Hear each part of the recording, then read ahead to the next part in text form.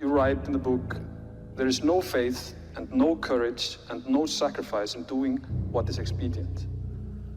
What do you say to those viewers that don't pursue their dreams and are locked in their careers because they are too afraid to take risks and pursue something meaningful? Well, the first thing I would say is, well, you should be afraid of taking risks and pursuing something meaningful. But you should be more afraid of staying where you are if it's making you miserable. You're paying a price by sitting there being miserable. You might say, well, the devil I know is better than the one I don't. It's like, don't be so sure of that. The clock is ticking. Yeah, and if you're miserable in your job now and you change nothing, in 5 years you'll be much more miserable and you'll be a lot older. But isn't it a luxury to pursue what is meaningful? Our viewers have mortgages, they have children, Yeah. they have payments and loans. It's a Well, luxury to pursue because we lack the resources. Well, I don't remember now, I'm not talking about what makes you happy. It's a luxury to pursue what makes you happy. It's a moral obligation to pursue what you find meaningful. And that doesn't mean it's easy. It might require sacrifice. If you need to change your job too, let's say you have a family and children and a mortgage, you have responsibilities. You've already picked up those responsibilities. You don't just get to walk away scot-free and say, well, I don't like my job, I quit. That's no strategy. But what you might have to do is you think, well, this job is killing my soul. All right, so what do I have to do about that? Well, I have to look for another job. Well, no one wants to hire me. It's like, okay, maybe you need to educate yourself more. Maybe you need to update your curriculum vitae, your resume. Maybe you need to overcome your fear of being interviewed. Maybe you need to sharpen your social skills. Like, you have to think about these things strategically. If you're going to switch careers, you have to do it like an intelligent, responsible person. That might take you a couple of years of effort to do properly. We're built for struggle, us human beings. We're built to contend with the world. We're built to contend with reality. You want a challenge, and the best way that you can take on a challenge, because a challenge fortifies you. So you don't want to be secure, you want to be strong. And you get strong by taking on optimal challenges. And so you lay out your destiny in the world, and you take the slings and arrows of fate, and you make yourself stronger while you're doing so. And you might fail, and fortune might do you in, but it's your best bet. And, you know, people have extracted unbelievable successes out of catastrophic failures. And I'm not saying that in a naive way. I know perfectly well what happens to people. You know, you're doing fine in life and then you get cancer, and then 6 months later you're dead. And all the heroism in the world isn't going to save you at that point. But that's not the point. That's not the point. Life is bounded by mortality. But that doesn't mean that you don't get out there and contend. And you develop by contending, and you minimize the net amount of suffering in the world. And that's something, man. That's something to do. It's very helpful for people to hear that they should make themselves competent and dangerous and take their proper place in the world. Competent and dangerous? Mm-hmm. Why dangerous? Because it's the alternative to being weak. And weak is not good. The people who shoot up the high schools, they're weak. They're weak. How is it good to be dangerous? Because it makes you formidable. And life is a very difficult process. And you're not prepared for it unless you have the capacity to be dangerous. That doesn't mean that you should be cruel. It doesn't mean any of that. There's a statement in the New Testament, the meek shall inherit the earth. But the meek isn't well translated. It means something more like those who have swords and know how to use them but keep them sheathed will inherit the world. That's a way better way of thinking about it. You have to be powerful and formidable and then peaceful, in that order. And that's not the same as being naive and weak and harmless, which is what young men are being encouraged to be. It's like, that's a very bad idea. It's a very bad idea. Because naive, weak, and harmless means that you can't withstand the tragedies of life. You can't bear any responsibility. You'll end up bitter. And when you get bitter, then you get dangerous. But one thing I'm not getting, there's a big difference between letting people do something for themselves and saying men should be dangerous. By dangerous, that implies I should be ready to threaten someone, to hurt somebody. No, you should be capable of it. But that doesn't mean you should use it. There's nothing to you otherwise. Like, if you're not a formidable force, there's no morality in your self-control. If you're incapable of violence, not being violent isn't a virtue. People who teach martial arts know this full well, right? If you learn a martial art, you learn to be dangerous, but simultaneously you learn to control it. Both of those come together. And the combination of that capacity for danger and the capacity for control is what brings about the virtue. Otherwise, you confuse weakness with moral virtue. I'm harmless, therefore I'm good. It's like, no, that isn't how it works. That isn't how it works at all. If you're harmless, you're just weak. And if you're weak, you're not going to be good. You can't be, because it takes strength to be good. It's very difficult to be good. People are afraid of the truth because often if you reveal it, it causes conflict in the moment. Telling the truth is definitely an adventure. Seeking for sure, but also telling. Another way of going about it is to just say what you think and see what happens. That's an adventure, because you don't know what the outcome is going to be. So look, there's this old idea that it's necessary to have faith in the truth. And so here's a way of thinking about that. Someone asks you a question and you might think, well, here's the outcome I want, and so here's how I'm going to answer that question. So that's one way of approaching it. But another way of approaching it is, you ask me a question, I'm going to think about the answer, and I'm just going to tell you what I think. And it doesn't matter what the outcome is, because I'm willing to see what the outcome will be, predicated on the idea that there isn't a better outcome than the one that truth produces. Even if it's harsh and terrible in the short term, and sometimes it is, it's like there isn't a better way of doing it. Now, you might say, well, how do you know that? And the answer is, well, I don't know that. That's why it's an article of faith, because I believe, and I believe this deeply, the being that you produce as a consequence of telling the truth is good, by definition, even though it's harsh and often uncomfortable, because you get in trouble. One of the things that I've really learned recently, or learned to articulate better, is that there's a very tight relationship between aspiration and responsibility. The first question might be, do you need to aspire to something? And the answer is, well, yes, because you have to do something. You can't, if you just sit there, you'll die. You can't just sit there. You have to go act out in the world. Okay, so act towards what? Well, that's whatever your aspiration is. You have to have an aim. Okay, well, what should the aim be? Well, it should be something worth doing, let's say. Why do something that you don't feel is worth doing? What do you think's worth doing? Well, if you watch other people and you judge when they're doing something worthwhile, you usually judge them positively if you see that they're taking responsibility, at least for themselves. But do you want to be completely useless so other people have to take care of you? That's pretty pathetic. And maybe you could get your act together so you're taking care of yourself and your family. And maybe you could even do better than that and take care of yourself and your family and your community. Well, good for you. That's responsibility, and that's an aim. Well, here's one of the things that's cool about that, is that your life doesn't have meaning without aspiration or an aim. Okay, so you need a hierarchy of values. There's got to be something at the top. It's got to be something important. If you don't have that, your life doesn't have any meaning. So if you criticize the hierarchy, or even the idea of hierarchy, you destroy the idea of aspiration, and then people have nothing. Well, that's not helpful. People are built for a struggle, and they're built for a weight, and you want to take on a heavy burden voluntarily. See if you can put yourself together. See what you can do out in the world while you're waiting to die. It's an all-in game. It better be worthwhile. You need a family, you need friends. Like, you don't need to have all these things, but you better have most of them. Family, friends, career, educational goals, plans for, time outside of work, attention to your mental and physical health, etc. That's what life is about. And if you don't have any of those things, well, then all you've got left is misery and suffering. So that's a bad deal for you. So, number one, specify your damn goals, because how are you going to hit something if you don't know what it is? That isn't going to happen. And often people won't specify their goals too, because they don't like to specify conditions for failure. So if you keep yourself all vague and foggy, which is real easy, because that's just a matter of not doing as well, then you don't know when you fail. And people might say, well, I really don't want to know when I fail, because that's painful, so I'll keep myself blind about when I fail. That's fine, except you'll fail all the time then. You just won't know it until you've failed so badly that you're done. And that can easily happen by the time you're 40. You would like to be productive and have a good life, and that's how you make the schedule. It's like, and then you look at the day and you think, well, if I had that day, that'd be good. Great, and you're useless and horrible, so you'll probably only hit it with about 70% accuracy, but that beats the hell out of 0, right? And if you hit it even with 50% accuracy, another rule is, well, aim for 51% the next week, or 50.5% for God's sake, because you're going to hit that position where things start to loop back positively and spiral you upward. So that's one way that you can work on your conscientiousness, is to plan a life you'd like to have.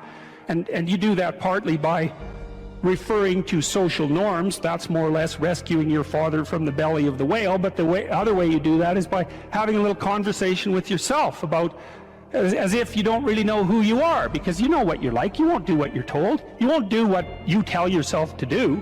You must have noticed that. It's like you're a bad employee and a worse boss, and both of those work for you. You don't know what you want to do, and then when you tell yourself what to do, you don't do it anyways. But, you know, my point is that you have to understand that you're not your own servant, so to speak. You're someone that you have to negotiate with. And you're someone that you want to present the opportunity of having a good life to. And that's hard for people, because they don't like themselves very much. They're always like cracking the whip and then procrastinating, and cracking the whip and then procrastinating, and it's like, God, it's so boring and such a pathetic way of spending your time. And you know what that's like, because you probably waste like 6 hours a day. What you do now is going to multiply its effects in the future. So, and you need to know what your damn time is worth. One of the things you should be asking yourself is, when you spend an hour, was that, well, would have I paid someone $50 to have had that hour? And if the answer is no, it's like, well, maybe you should do something else with your time. And it depends on whether or not you think that your time's worthwhile. But the funny thing about not assuming that is, if you assume your time isn't worthwhile, what happens is you don't just sit around sort of randomly in a state of responsibility-less bliss. What you do is you suffer existentially. Someone who is incapable of cruelty is a higher moral being than someone who is capable of cruelty. And I would say, and this follows Jung as well, that that's incorrect, and it's dangerously incorrect, because if you are not capable of cruelty, you are absolutely a victim to anyone who is. And so part of the reason that people go watch anti-heroes and villains is because there's a part of them crying out for the incorporation of the monster within them, which is what gives them strength of character and self-respect, because it's impossible to respect yourself until you grow teeth. And if you grow teeth, then you realize that you're somewhat dangerous, or maybe somewhat seriously dangerous, and then you might be more willing to demand that you treat yourself with respect and other people do the same thing. And so that doesn't mean that being cruel is better than not being cruel. What it means is that being able to be cruel and then not being cruel is better than not being able to be cruel. Because in the first case, you're nothing but weak and naive. And in the second case, you're dangerous, but you have it under control. And you know, a lot of martial arts concentrate on exactly that as part of their philosophy of training. It's like, we're not training you to fight. We're training you to be peaceful and awake and avoid fights. But if you happen to have to get in one, and I guess the philosophy also is that if you're competent at fighting, that actually decreases the probability that you're going to have to fight, because when someone pushes you, you'll be able to respond with confidence, and with any luck, and this is certainly the case with bullies, with any luck, a reasonable show of confidence, which is very much equivalent to a show of dominance, is going to be enough to make the bully back off. And so the strength that you develop in your monstrousness is actually the best guarantee of peace. And that's partly why Jung believed that it was necessary for people to integrate their shadow. And he said that was a terrible thing for people to attempt, because the human shadow, which is all those things about yourself that you don't want to realize, reaches all the way to hell. And what he meant by that was, it's through an analysis of your own shadow that you can come to understand why other people are capable, and you as well, of the sorts of terrible atrocities that characterized, let's say, the 20th century. And without that understanding, there's no possibility of bringing it under control. When you study Nazi Germany, for example, or you study the Soviet Union, particularly under Stalin, and you're asking yourself, well, what are these perpetrators like? Forget about the victims, let's talk about the perpetrators. The answer is, they're just like you. And if you don't know that, that just means that you don't know anything about people, including yourself. And then it also means that you have to discover why they're just like you. And believe me, that's no picnic. So that's enough to traumatize people, and that's partly why they don't do it. And it's also partly why the path to enlightenment and wisdom is seldom trod upon, because if it was all a matter of following your bliss and doing what made you happy, then everyone in the world would be a paragon of wisdom. But it's not that at all. It's a matter of facing the thing you least want to face. It's not an accident that the axiomatic Western individual is someone who was unfairly nailed to a cross and tortured. It's like, yes, right, exactly. So what do you do about that? Well, I thought about that for a long time too. It's like, well, you don't get together in a damn mob, because all that does is allow you to be as horrible as you could possibly imagine and suffer from none of the consequences. That's a bad idea. So how about we don't do that? Well, there's a deep idea in the West too. It's like, pick up your damn suffering and bear it and try to be a good person so you don't make it worse. Well, that's a truth. You know, I read a lot about the terrible things that people have done to each other. You just cannot even imagine it. It's so awful. So you don't want to be someone like that. Now, do you have a reason to be? Yes. You have lots of reasons to be. God, there's reasons to be resentful about your existence. Everyone you know is going to die. You know, you too. And there's going to be a fair bit of pain along the way, and lots of it's going to be unfair. It's like, yeah, no wonder you're resentful. It's like, act it out and see what happens. You make everything you're complaining about infinitely worse. There's this idea that hell is a bottomless pit, and that's because no matter how bad it is, some stupid son of a bitch like you could figure out a way to make it a lot worse. So you think, well, what do you do about that? Well, you accept it. That's what life is like. It's suffering. That's what the religious people have always said. Life is suffering. Yes. Well, who wants to admit that? Well, just think about it. Well, so what do you do in the face of that suffering? Try to reduce it. Start with yourself. What good are you? Get yourself together, for Christ's sake, so that when your father dies, you're not whining away in a corner, and you can help plan the funeral, and you can stand up solidly so that people can rely on you. That's better. Don't be a damn victim. Of course you're a victim. Jesus, obviously. Put yourself together. And then maybe if you put yourself together, you know how to do that. You know what's wrong with you, if you'll admit it. You know there's a few things you could, like, polish up a little bit, that you might even be able to manage in your insufficient present condition. And so you might shine yourself up a little bit, and then your eyes will be a little more open, and then you can shine yourself up a little bit more, and then maybe you could bring your family together instead of having them be the hateful, spiteful, neurotic, infighting batch that... So then you fix yourself up a little bit, kind of humbly, because, you know, God, you're a fixer-upper if there ever was one. And then you got to figure out, well, can you figure out how to make peace with your idiot brother? And probably not, because he's just as dumb as you, so how the hell are you going to manage that? And so then maybe you get somewhere that way, and your family's sort of functioning, and you find out, well, that kind of relieved a little bit of suffering, although it reduced the opportunities for spiteful revenge, and that's kind of a pain in the neck. And so then you get your family together a little bit, and you're a little clued in then, at least a bit, because you've done something difficult that's actually difficult. You're a little wiser, and so then maybe you could put a tentative finger out beyond the family and try to change some little thing without wrecking it.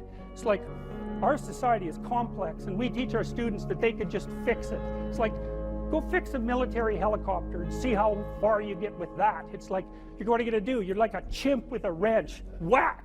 Oh, look, it's better. It's like, no, it's not better. Things are complicated, and to fix things is really hard, and you have to be like a golden tool to fix things, and you're not. So, and that's the other message of the West. It's like, how do you overcome the suffering of life? And I'm not saying it's only the message of the West. How do you overcome the suffering of life? Is be a better person. That's how you do it. Well, that's hard. It takes responsibility. And I think, you know, if you said to someone, you want to have a meaningful life? Everything you do matters. That's the definition of a meaningful life. But everything you do matters.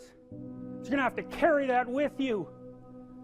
Or do you want to just forget about the whole meaning thing, and then you don't have any responsibility, because who the hell cares, and you can wander through life doing whatever you want, gratifying impulsive desires for how useful that's going to be, and you're stuck in meaninglessness, but you don't have any responsibility. Which one do you want? Well, ask yourself, which one are you pursuing? And you'll find very rapidly that it isn't the majority of your soul that's pursuing the whole meaning thing, because, well, look what you have to do that. You have to take on the fact that life is suffering. You have to put yourself together in the face of that. Well, that's hard. Christ, it's amazing people can even do it. I'm stunned every day when I go outside and it isn't a riot with everything burning. Because really, God, you talk to people, it's like, I knew this guy, he'd been in a motorcycle accident and it really ruined him, and he was like a linesman, you know, working on the power, and he was working with someone who had Parkinson's disease, and they had complementary inadequacies, and so two of them could do the job of one person, and so they're out there fixing power lines in the freezing cold, despite the fact that one was 3/4 wrecked with a motorcycle accident and the other one had Parkinson's. It's like, that's how our civilization works. It's like, there's all these ruined people out there, they've got problems like you can't believe. Off they go to work and do things they don't even like, and look, the lights are on. My God, it's unbelievable. It's a miracle. It's a miracle. And we're so ungrateful. College students, the postmodern types, they're so ungrateful. You know, they don't know that they're surrounded by just a bloody miracle. It's a miracle that all this stuff works, that all you crazy chimpanzees that don't know each other can sit in the same room for 2 hours sweltering away without tearing each other apart, because that's what chimps do. So anyways, so what happened? Well, I made some videos and I got to the bottom of some things, at least as far as I can tell, so I told you what the bottom is, and then I got this idea about what you might do about it, which isn't my idea. It's not my idea. It's an old idea. It's far older than Christianity. It's old. It's the oldest story of mankind. Get yourself together. Transcend your suffering. See if you can be some kind of hero. Make the suffering in the world less. Well, that's the way forward, as far as I can tell, if there is any way forward.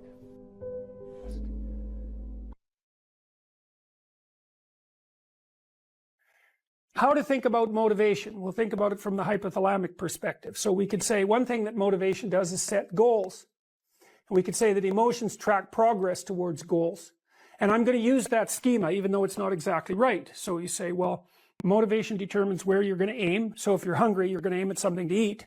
And then that will organize your perceptions so that you zero out everything that isn't relevant to that task, which is almost everything. You concentrate on those few things that are going to facilitate your movement forward. When you encounter those things, that produces positive emotion as you move through the world towards your goal, and you see that things are laying themselves out that facilitate your movement forward. Those things cause positive emotion. And if you encounter anything that gets in the way, then that produces negative emotion, and it can be like threat, because you're not supposed to encounter something that gets in the way. It can be anger, so that you move it away. It can be frustration, disappointment, grief. Those would, if you had a response that serious to an obstacle, it would probably punish the little motivated frame right out of existence. You know, so you walk downstairs and, I don't know, the contracting company has set a wrecking ball through your kitchen. It's like, that's going to be disappointing. You're not going to keep eating the peanut butter sandwich in the rubble. That little frame is going to get punished out of existence, and some new goal is going to pop up instead. And, you know, one of the things we're going to try to sort out is, how do you decide when you've encountered an obstacle that's so big that you should just quit and go do something else? Because that's not obvious. You know, and you can get into counterproductive persistence pretty easily. So we don't know how people solve that problem. It's a really complicated one. So anyways, we're going to work on that scenario. Your hypothalamus pops up micro goals that are directly relevant to biological survival. That produces a frame of reference. So it's not a goal, it's not a drive, and it's not a collection of behaviors. It's a little personality. And the personality has a viewpoint, it has thoughts that go along with it.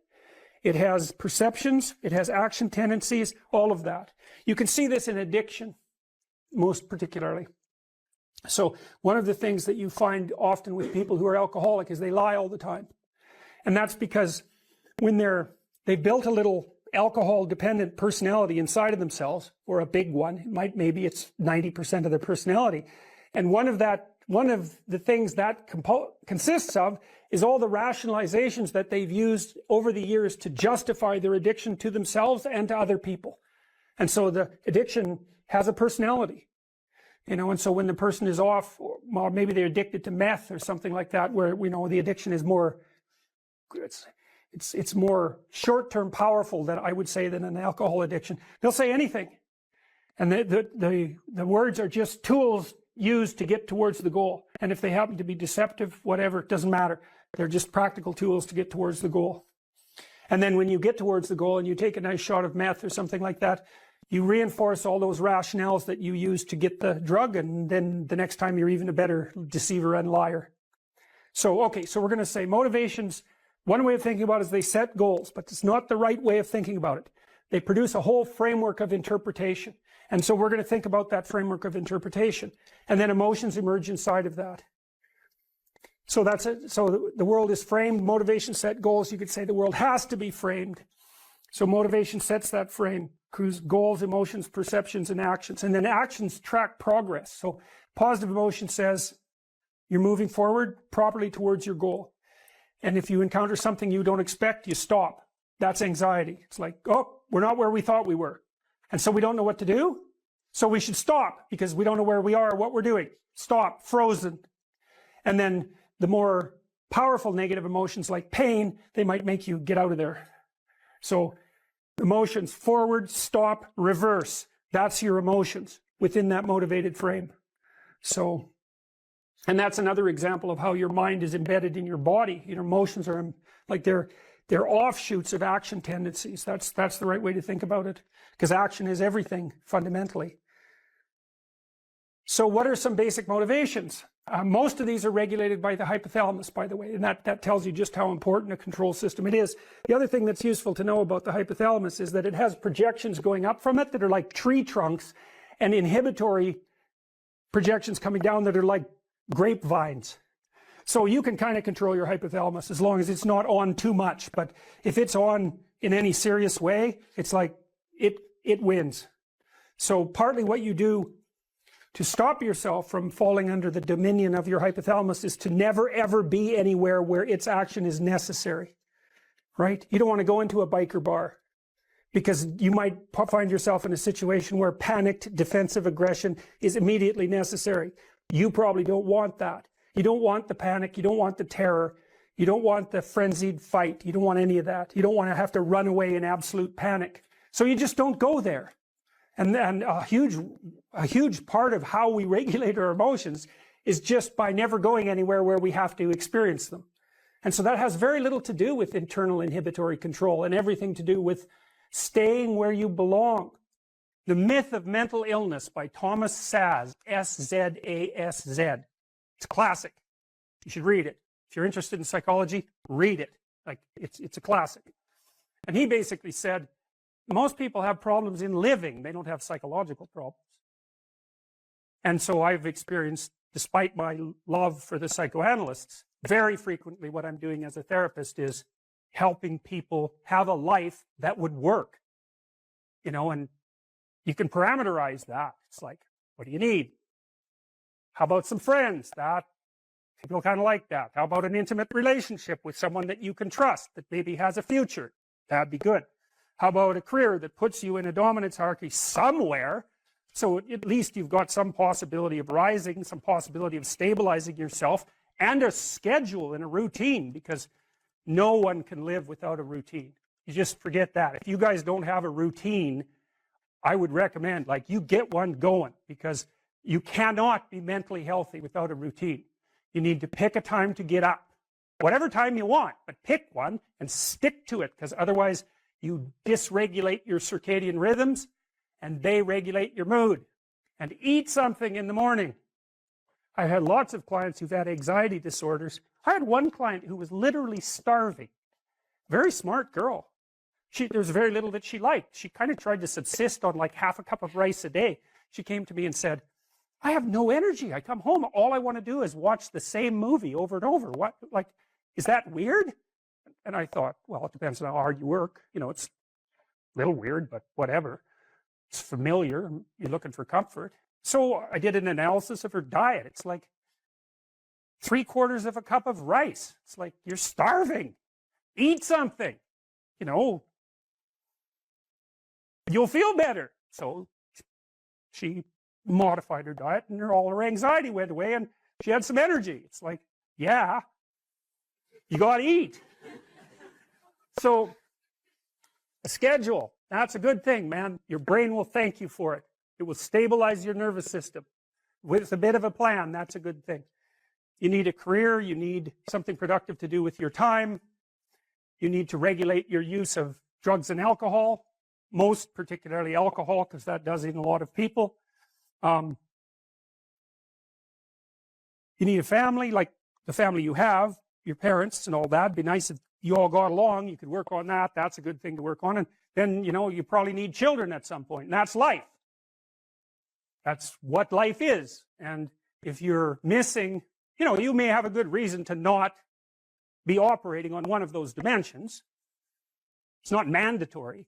But I can tell you that if you're not operating reasonably well on 4, I think I mentioned 6, if you're not operating reasonably well on at least 3 of them, there's no way you're going to be psychologically thriving.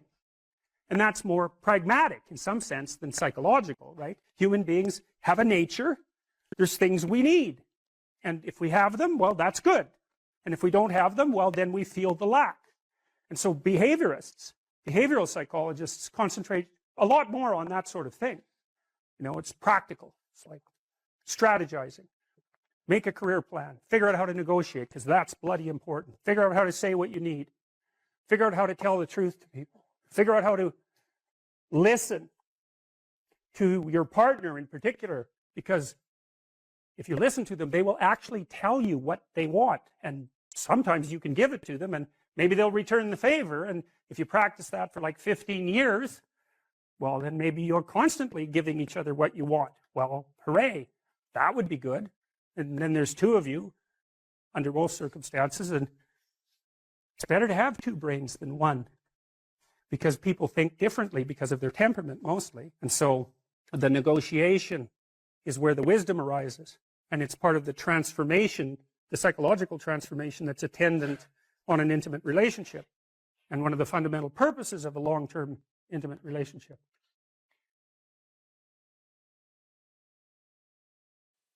Your attention, for example, is mediated by unconscious forces. And you know that perfectly well. And this is another Freudian observation. You know, if you're sitting down to study, for example, your conscious intent is to study. But you know perfectly well that all sorts of distraction fantasies are going to enter the theater of your imagination non-stop and annoyingly. And there isn't really a lot you can do about that except maybe wait it out. You know, so you'll be sitting there reading, and your attention will flicker away. You'll think about, I don't know, maybe you want to watch Jane the Virgin on Netflix or something like that, or maybe it's time to have a peanut butter sandwich, or you should get the dust bunnies out from underneath the bed, or it's time to go outside and have a cigarette, or maybe it's time for a cup of coffee, or it's like all these subsystems in you that would like something aren't very happy just to sit there while you read this thing that you're actually bored by, and so they pop up and try to take control of your perceptions and your actions non-stop. Maybe you think, well, this is a stupid course anyways. Why do I have to read this damn paper? And what am I doing in university? And what's the point of life? It's like you can really get going if you're trying to avoid doing your homework. And then you might think, well, what is it in you that's trying to avoid? Because after all, you took the damn course and you told yourself to sit down. Why don't you listen? Well, because you're a mess. That's basically why. You haven't got control over yourself at all. And no more than I have control over this laptop. Okay, so there's the memory function of the unconscious, and there's the dissolutive function. That's an interesting one. The unconscious contains habits, once voluntary, now automatized, and dissociated elements of the personality, which may lead a parasitic existence. That's an interesting one. I would relate that more to procedural memory. You know, so what you've done is practice certain habits, whatever they might be. Let's call them bad habits. And you like those things to get under control, but you can't. So maybe when you're speaking, for example, you use like and you know, and you say a lot. And you've practiced that, so you're really good at it. And you'd like to stop it, but you don't get to, because you've built that little machine right into your being, right? It's neurologically wired, and it's not under conscious control. And anything you practice becomes that. It becomes part of you, and that's another element of the unconscious, a different part. And then there's a creative part, which is that, well, you know, you're sitting around and maybe you're trying to write something, or maybe you want to produce a piece of art or a piece of music, or maybe you're just laying in bed dreaming, and you have all these weird ideas, and especially in dreams, it's like, where do those things come from? And even more strange, One of the things that's really weird about dreams, and almost impossibly weird, is that you're an observer in the dream. It's like a dream is something that happens to you. Well, you're dreaming it, theoretically, so how is it that you can be an observer? It's almost like you're watching a video game or a movie, but you're producing it, at least in principle, although the psychoanalysts would say, well, no, not exactly. Your ego isn't producing it. Your unconscious is producing it. It's a different thing. It's a different thing. And of course, Jung would say, well, it's deeper than that. The collective unconscious might be producing it. It's in some sense, it isn't you exactly, or it isn't the you that you think of when you think of you. And that's the ego from the Freudian perspective, the you that you identify with. That's the ego.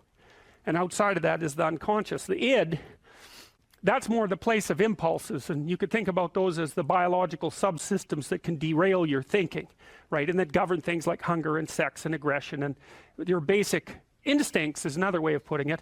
And it's a reasonable way of thinking about it because these are subsystems that you share with animals. You share them certainly with mammals. You share most of them with reptiles. You share a lot of them with amphibians, and even going all the way down to crustaceans. There's commonality, for example, in the dominance hierarchy circuits. And so these are very, very old things. And the idea that you're in control of them is, well, you're not exactly in control of them. And I would say the less integrated you are, the less you're in control of them, and the more they're in control of you. And that can get really out of hand, you know. You can be like with people who have obsessive compulsive disorder, for example, which seems to be, I would say, the dissolutive elements in some sense of the unconscious, the way that it's portrayed here. Poor people with obsessive compulsive disorder, they can spend half their time doing things that they can't really control, and they have very strong impulses to do them, and it's very hard on them to block them, you know. They'll almost panic if those things are blocked. And then you have people with Tourette's syndrome, you know, that they'll be doing all sorts of weird dances and spouting off obscenities and imitating people without being able to control it, and sometimes a little bit of antipsychotic medication can dampen that down, but it's as if there are these autonomous semi-spirits inside of them that grip control over their behavior and make them do things. And you know, you find that to some degree in your own life, because maybe you've become very attracted to someone, even maybe you don't want to be attracted to the person, and then you find yourself, you know, texting them when you know perfectly well that you should be going to bed, and you know, you're in a grip of something, and you can't control it, and that's all part of the unconscious and all part of what Freud was studying. People don't get what they want is because they don't actually figure out what it is. And the probability that you're going to get what would be good for you, let's say, which would even be better than what you want, right? Because, you know, you might be wrong about what you want easily, but maybe you could get what would really be good for you. Well, why don't you? Well, because you don't try. You don't think, okay, here's what I would like if I could have it. And I don't mean in a way that you manipulate the world to force it to deliver you goods for status or something like that. That isn't what I mean. I mean something like, imagine that you were taking care of yourself like you were someone you actually cared for. And then you thought, okay, I'm caring for this person. I would like things to go as well for them as possible. What would their life have to be like in order for that to be the case? Well, people don't do that. They don't sit down and think, all right, you know, let's figure it out. You've got a life. It's hard, obviously. It's like 3 years from now, you can have what you need. You got to be careful about it. You can't have everything. You can have what would be good for you, but you have to figure out what it is, and then you have to aim at it. Well, my experience with people has been is if they figure out what it is that would be good for them, and then they aim at it, then they get it. And it's strange because they don't it's a strange thing. It's not quite that simple because, you know, you may formulate an idea about what would be good for you, and then you take 10 steps towards that, and you find out that your formulation was a bit off, and so you have to reformulate your goal. You know, so you're kind of going like this as you move towards the goal. But a huge part of the reason that people fail is because they don't ever set up the criteria for success. And so, since success is a very narrow line and very unlikely, the probability that you're going to stumble on it randomly is 0. And so there's a proposition here, and the proposition is, if you actually want something, you can have it. Now the question then would be, well, what do you mean by actually want? And the answer is that you reorient your life in every possible way to make the probability that that will occur as certain as possible. And that's a sacrificial idea, right? It's like, you don't get everything. Obviously. But maybe you can have what you need. And maybe all you have to do to get it is ask. But asking isn't a whim or today's wish. It's like, you have to be deadly serious about it. You have to think, okay, like, I'm taking stock of myself. And if I was going to live properly in the world, and I was going to set myself up such that being would justify itself in my estimation, and I don't mean as a harsh judge, exactly what is it that I would aim at? Sit on your bed one day and ask yourself, what remarkably stupid things am I doing on a regular basis to absolutely screw up my life? And if you actually ask that question, but you have to want to know the answer, right? Because that's actually what asking the question means. It doesn't mean just mouthing the words. It means you have to decide that you want to know. You'll figure that out so fast it'll make your hair curl. It's known from multiple dimensions simultaneously that the system that produces happiness, let's say in the founder's sense, produces that emotion in relationship to the observation of movement towards a valued goal. And so you can derive some conclusions from that. The first is that without a goal, there's no happiness, by definition, because happiness marks movement towards a valued goal. The next is, well, the higher the goal, the more value there is in the observation of movement towards it. And so out of that, you might ask, well, then what's the highest goal? Because why don't we go for that? Well, then you could say, well, you should do your best for the best. You might say, well, that's just to make me hedonically happy. It's like, well, wait a second, you know, cocaine will work for that, because it actually even activates this system. But what about tomorrow and next week and next month?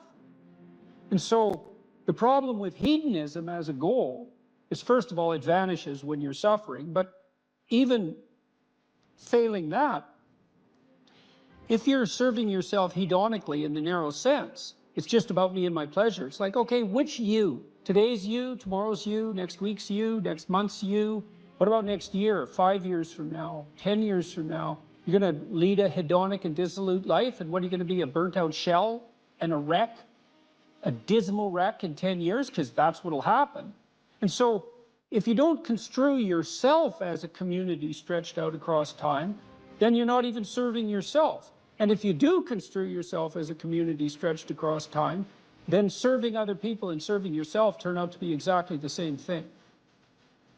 I just did a course on the Sermon on the Mount, and Christ, in one of the sections of that sermon, he says to people that you shouldn't lose your saltiness, you shouldn't lose your savor, and you're the salt of the earth, and without that salt, everything loses its flavor. And salt is a preservative, and it's a spice, and that's often conceptualized, that phrase, as referring to the salt of the earth, you know, the solid, reliable types who bear all burdens. But that is not what it means. I looked at a lot of different translations. I talked to a lot of people about that verse, and really what it means is, well, there should be some spiciness and unpredictability and humor about you. And there should be some play in the system, right? Because that's what stops you from just being the narrow, dead, past letter of the law with no spirit. There should be some snake inside the tree, right? There should be some fire inside the bush. Those are all ways of construing that are symbolically equivalent. There should be some dynamism in you, and a fair bit of that's associated with, well, enthusiasm. That's fun, but enthusiasm means to be imbued with the Spirit of God. That's why people like comedians so much too, because that's what they do. And so you have to leaven the duty with humor, and your book does a lovely job of that too, because your book, which is a very conservative book in the best possible way, and is a call to duty and responsibility, but you constantly return to themes of both stoicism and humor, which are tied together in some sense, you know. I was just in Newfoundland for the last week doing a documentary there. Newfoundland's a rough rock, and it's beautiful and harsh. And the people there are tough and resilient, man, because they had to be. And Newfies have a great sense of humor, and they're always making fun. And that That's a necessary leaven, right? That ability to deal with serious matters in a with a light touch. And it's something I'm trying to learn to do more and more, even in the most serious of conversations, you know, because if you're a master, you've got both. You've got that light touch and that sense of humor. You really see that in military people who've been through rough situations. When you see someone in the depths of genuine suffering, hopefully what you're trying to do is to throw a lifeline. And one possible lifeline is compassion. And that's probably the right lifeline to throw an infant, you know, who's suffering. That sort of overwhelming compassion. But for someone who is an adult or making progress towards being an adult, the lifeline that might be thrown is there's something within you that would let you be more than you are, and much more, and maybe enough more so that you could actually deal with this suffering so it didn't turn into hell and take everything along with it. And there isn't anything more optimistic than that. You say something here, which I think is extremely, I'm going to read something from your book here. It is true that character is to some extent innate. I would say what that does is that it provides each of us with a range of talents and a range of temptations. And so it's something like that. So it's the hand we're dealt, and there's certainly a genetic element to that. Our genetic makeup imbues in us certain proclivities. But it is as true that character is mostly a consequence of choices. Strangely enough, we all make them, and we should make them deliberately, with the knowledge that these choices are part of our responsibility toward a purpose other than our own selfish aims. That responsibility is to your family, friends, community, and country. That's something that conservatives put forward as a pathway to virtue, you know. And what's so interesting about that, as far as I'm concerned, as an antidote to atomistic liberalism, let's say, that hyper-privileges the individual, is that it's definitely been my observation as a clinical psychologist that in the depths of misery, the capability that you have to be of service to other people, your family, your friends, your community, your country, that's actually a saving grace under such circumstances. You know, and that people really find a deep and abiding meaning in that service. So it's not just finger wagging and the pointing towards duty. It's like, no, you don't understand that if you're in desperate straits, if your life is falling apart, if you're nihilistic and miserable, and maybe you have your bloody reasons, because maybe you do, that's still the case that if you step outside yourself and you try to make the lives of other people better, that's the best possible thing that you can do for yourself.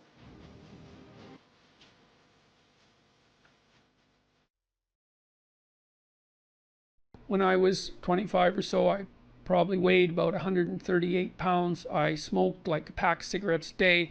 I drank tremendous amount of alcohol. I was from northern Alberta, this rough little town up in northern Alberta called Fairview, and you know, there were long winters there, and my friends were heavy drinkers, and most of them dropped out of school by the time they were 15 or 16, went off to work on the oil rigs, and you know, it was a rough town, and we drank a lot. I started when I was 14, and you know, and so I had a lot of bad habits, let's say, and things that were, and I wasn't in great shape physically, and I was also still intellectually obsessed by, as I am now, and so that would have been in 85. But I decided around then, about 85, 84, something like that, maybe a little earlier, that I was really going to try to get my act together, and so I started doing that. First of all, I quit smoking.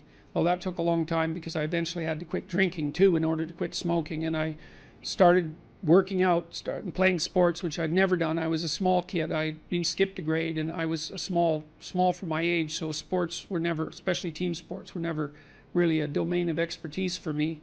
Although I skied and went trapping with my dad, went, you know, cross-country skiing and camping and all that. So, but when I went to graduate school, I started swimming. The first physical exercise routine I did, I enrolled in a swimsercise course, I think it was called. So it was me and this like really overweight kid, and like these 60-year-old women and men, they could out exercise me like mad. It was really embarrassing. Me and the overweight kid, you know, we'd be just panting ourselves 3/4 to death at the end of the bloody workout, and these 60-year-old women who weren't in great shape were like, you know, chatting away as if nothing was going on at all in the pool. So that was quite embarrassing, and as was going to the weight room, because when I started I could barely bench press 75 pounds, and people used to keep coming over and helping me, which was the last thing I bloody well wanted, but certainly needed. And I got to the point where I could bench press 225 pounds. I think that was the best I did, and I gained about 30 pounds of muscle in a year and a half. So that was a good thing.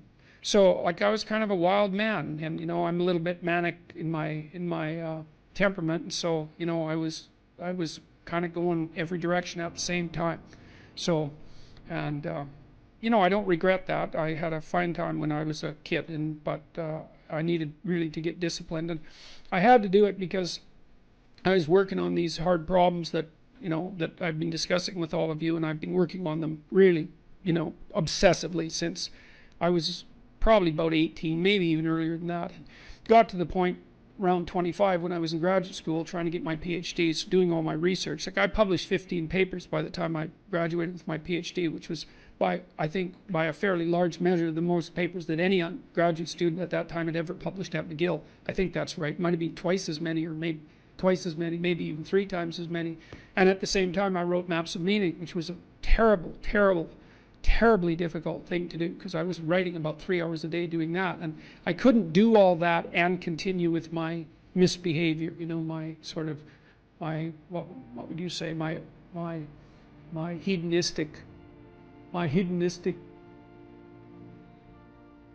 massive hedonistic consumption of alcohol and all of that. I just couldn't keep it up and also work seriously on the issues that were at hand. So I had to stop. That's a sacrifice. I had to stop messing about and straighten myself out. And I got married. Well, the woman who's my wife, Tammy, who I've known since she was 8 years old, she lived across the street from me in this little town called Fairview, and I was in love with her like the first time I saw her, which is quite the bloody thing. So that's worked out pretty well for me. But she came to live with me about the same time, and we decided jointly to get our act together, and we swore that we'd tell each other the truth, which I think she's actually done better than me. Like I don't think she's lied to me ever in our entire marriage, which is unbelievable, and it's been so useful because I can really tell her things and we can really talk. So I tell you, if you want to have a good relationship, man, you embed it in the truth, because if you don't embed it in the truth, you don't have a relationship. It's just lies. It's a tissue of lies, and it will dissolve in the chaos as soon as a crisis comes along. So the truth is a terrible thing, but not compared to falsehood.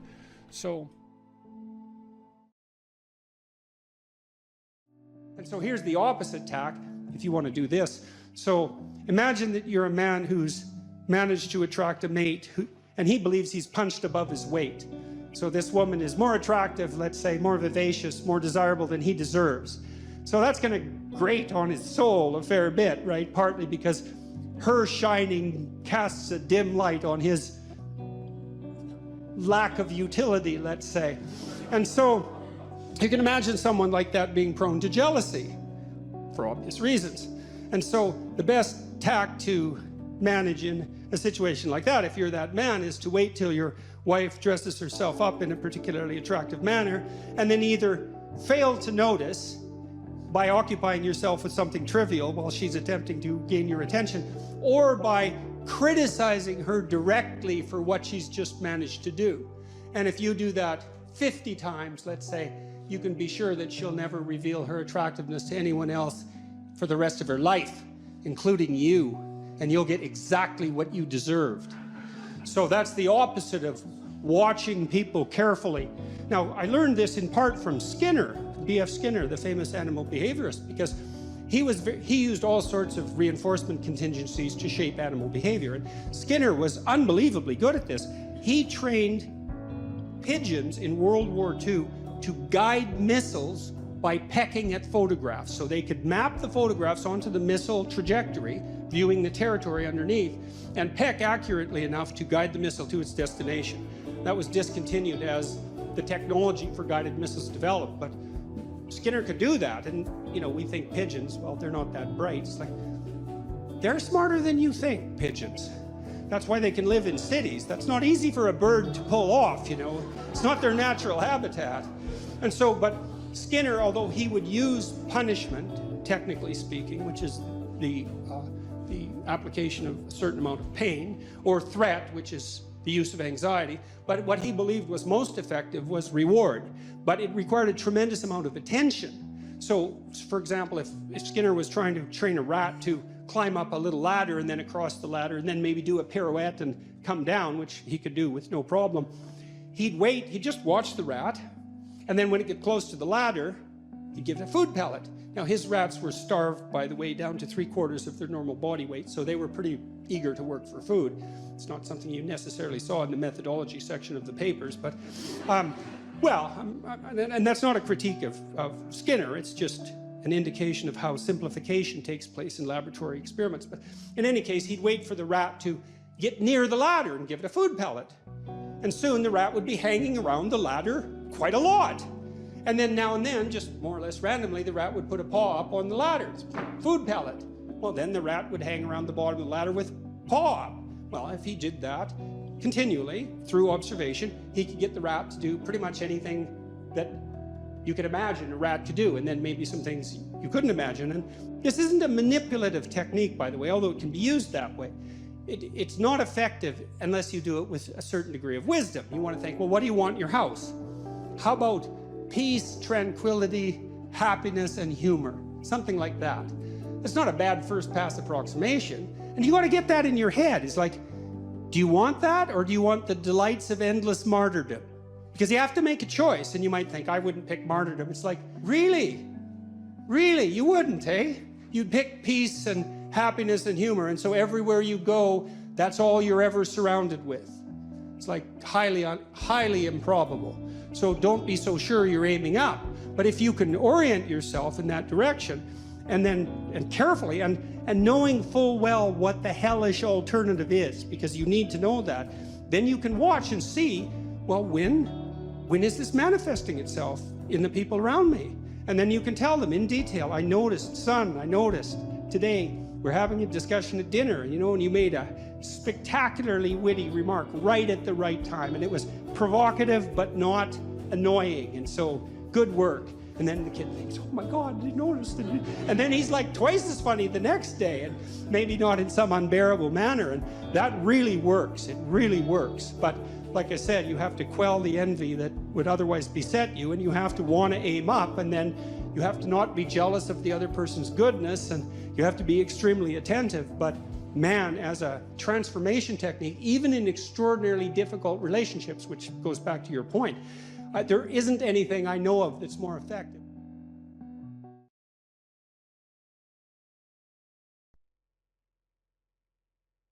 What we mean by soul is something like animating spirit. And you might say, well, what's a spirit? And well, that's actually rather easy to answer. So when a child of 4 is playing house, let's say when a child of 4 is playing house, she acts out the role of the mother. But acting out, that's a strange thing, right? Because she doesn't literally duplicate in her actions or her perceptions in the game what she observed her mother literally doing. So, for example, she didn't go into her mother's bedroom when her mother awoke and watched her turn her head in a particular way to awaken and count the number of blinks so that she could mimic that in her play. And you think that's absurd, but it's not absurd if it's just mimicry. It's not. It's unbelievably sophisticated.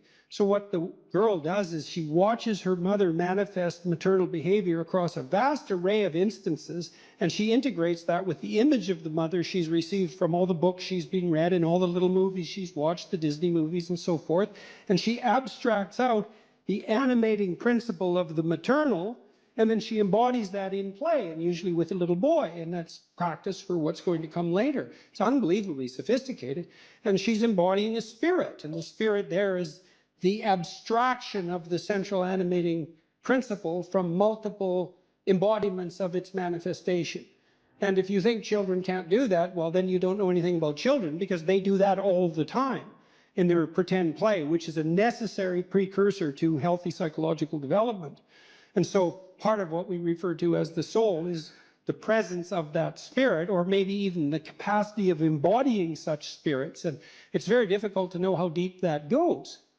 I had a vision at one point of all the men in my life who've been particularly influential in a benevolent way. You know, and you think, well, just the mere notion of the idea that there could be a benevolent way that would unite the acts of benevolence across a series of men, that's all comprehensible to you. You take that as a matter of course when you say that there are such things as good men and you can identify them, right? Something stable about whatever is good across multiple manifestations of incarnation, let's say. And I saw that transform into the Father person of the Trinity as the embodiment of that benevolent spirit. Now, I don't have any idea what that means metaphysically, because who does? But that spirit manifesting itself within is certainly part of what we refer to when we talk about the soul. And you can see that shine through people. I mean, it's part of what gives someone charisma. It's part of what elicits the instinct to imitate in you. You know, and you see that even in simple things. When you see a remarkable athlete do something incredibly athletic to put the soccer ball, the football ball through the net, to score the goal, and everybody leaps to their feet in celebration of that, well, that's a celebration of the divine capacity to hit the target dead on. And it grips you at such a low level, way down inside your soul, that you're compelled to your feet to cheer, and you don't even know what you're doing. But you enjoy it, that's for sure. And that enjoyment is also a sign of the depth and utility of that response. You see this in all the things that people do that are, you know, so-called popular entertainment. It's unbelievably sophisticated.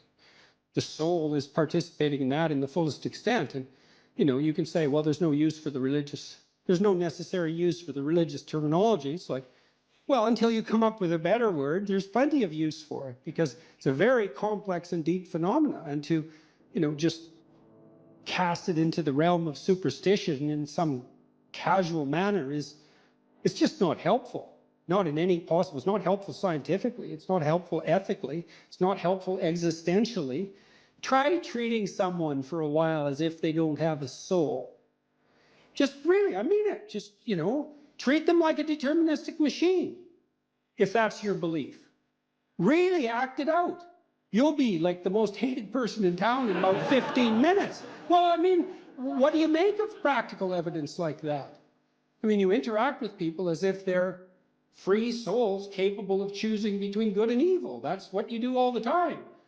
And maybe you can addle yourself out of that by some ridiculous rationalist ideology, but that just means you're kind of a gabbling fool, and it's just going to make you trip over things you don't even notice in all of your social interactions. I don't care how you think philosophically or ideologically, you bloody well know that what I just said is true. So, and that's true even when you're interacting with an infant or a small child. It's true when you're dealing with someone who's elderly and virtually incapacitated in every way. You still see that divine spark, for lack of a better term, and we do lack a better term, by the way. You see that everywhere if your eyes are open and if you're willing to see it, and to the degree that you're responsive to that, then your actions are guided by love and your words are guided by truth.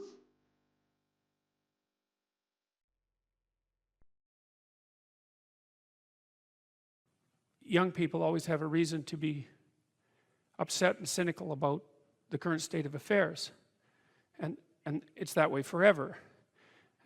And so it's useful, I think, to consider such considerations or such conceptualizations as the patriarchy in that light, because it's an archetypal truth that the social structure is corrupt and incomplete. And what that means is that it's something that you have to contend with every moment in some sense of your life. It's a permanent fact of existence. And to be upset that the structures, the social structures, or even the biological structures within which we live are incomplete and imperfect, to take that personally, that's the worst part of it. To take that personally is a misreading of the existential condition of humankind, because it's always the case that what you have been given and what you live in is degenerate and corrupt and in need of repair.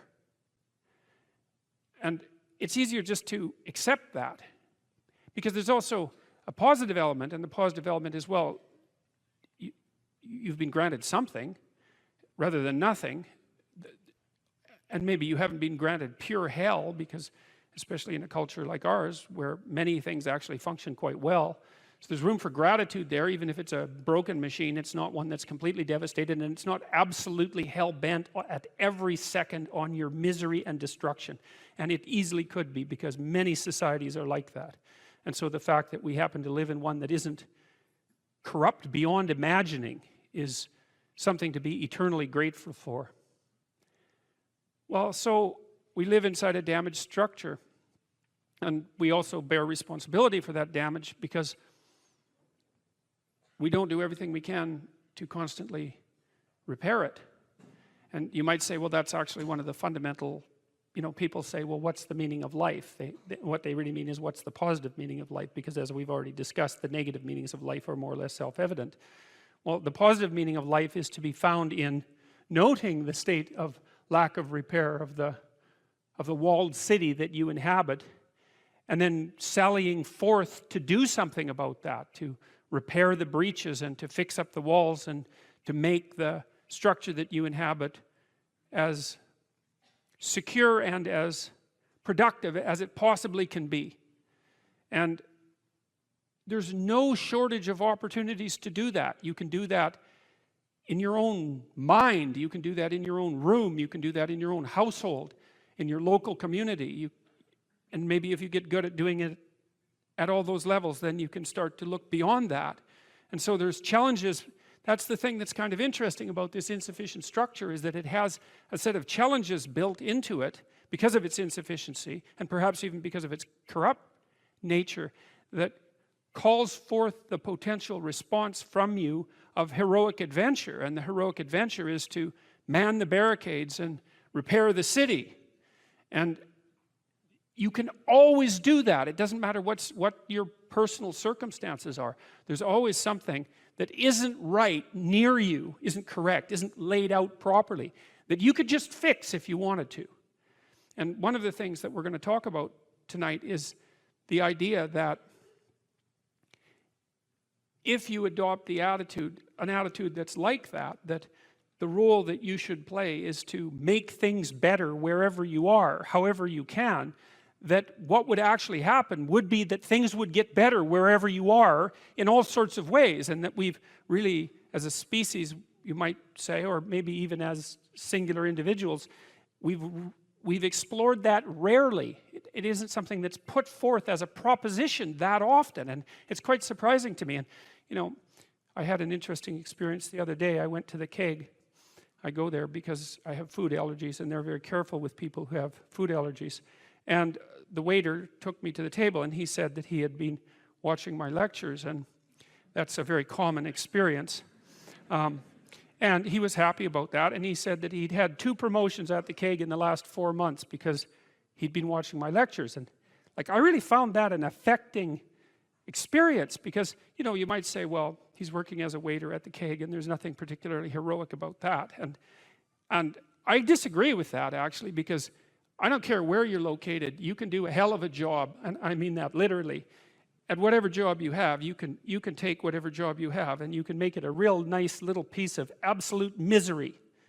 Or you can act like a civilized human being and notice that no matter where you are, there's a richness and a complexity that's completely inexhaustible right at hand. And then you can take that seriously, and you can say, well, I happen to be a waiter at the keg, and perhaps that's not what I expected, and he's a young guy, and perhaps that isn't where I want to end up, but it's not nothing. It's a rich environment, and I can make it a lot better if I want to. I can get along properly with my coworkers and not gossip behind their back, and I can treat my customers properly, and if an opportunity comes my way, I can take it, and I can see what happens. And so he said that's what he'd started doing, and that things were working out much better for him. He was in a much better job than he was 3 months ago. And 3 months, that's nothing, right? I mean, that's a nice trajectory. It's an uphill trajectory, and that's what you want, really.